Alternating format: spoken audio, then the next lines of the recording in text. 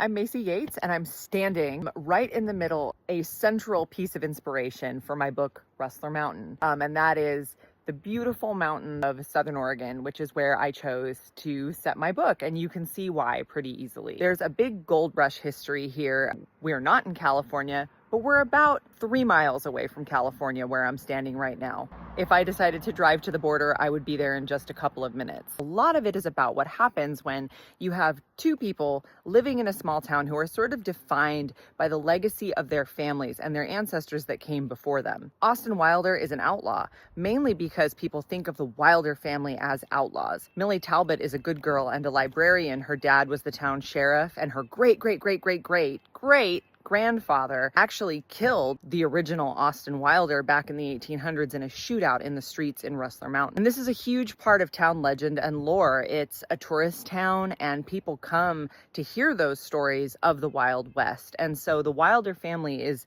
still very clearly defined by that legacy, even in the present day. So I thought, what better romance would you get than taking the descendant of the outlaw and the descendant of the sheriff and bringing them together? So if you're curious what happens when the very good girl librarian with a sterling reputation ends up needing help from the bad boy outlaw, then Rustler Mountain might be for you. And trust me, there are some spicy scenes in the library that you don't want to miss. So I hope that you enjoy Rustler Mountain as much as I enjoyed writing it, and I hope that you enjoy the romance, the history, and the beautiful scenery.